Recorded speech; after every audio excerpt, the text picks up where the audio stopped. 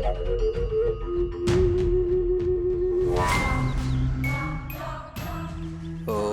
ह्रीं क्लीं चामुंडायै विच्चे। ओम ह्रीं क्लीं चामुंडायै विच्चे।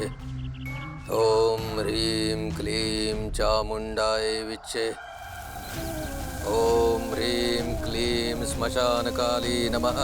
ओम ह्रीं क्लीं श्मशानकाली नमः। ओम ह्रीं क्लीं श्मशानकाली नमः।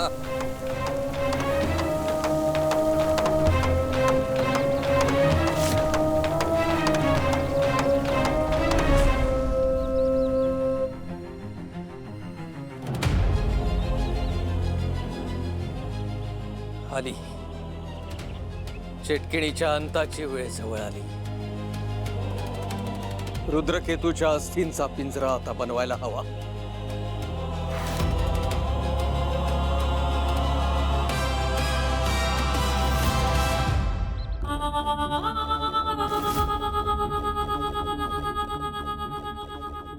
वा मंजिरी वा, सगळं तुझ्या मनासारखं घडतंय। लवकरच मीरा गर्भवती होईल, तिला मुलगी होईल। आधी मीराचा बळी आणि त्यानंतर तिच्या मुलीचा।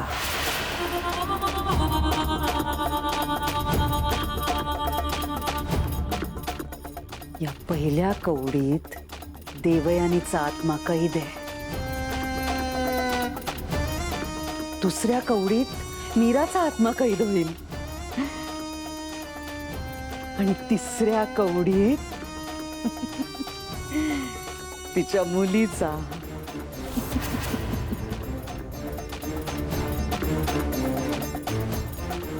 तीन पिढ्यांचे आत्मे तुझ्या ताब्यात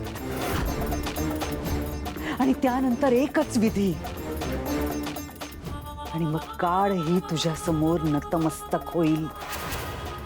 तू चिरतरुण होशील मंजिरी, चिरतरुण।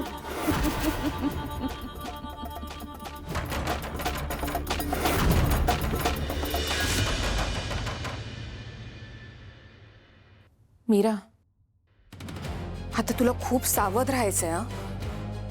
हे बघ, मी जे बोलतेय ना त्याचा फार विचार करू नकोस, पण काळजी घे एवढंच। ती मंजिरी आता तुला सतत विचारणार, तू आणि अथर्व जवळ आलात की नाही, तेव्हा तुला रोज तिला नवीन उत्तर द्यावं लागणार आहे। मीरा, ती तुला हे विचारेल की तुला दिवस गेले की नाही, तेव्हा काय सांगायचंय ह्याचा नीट विचार करून ठेव। हे बघ, ह्या बाबतीत निष्काळजीपणा आपल्याला अजिबात परवडणार नाही। मी या सगळ्याची तयारी ठेवते ताई।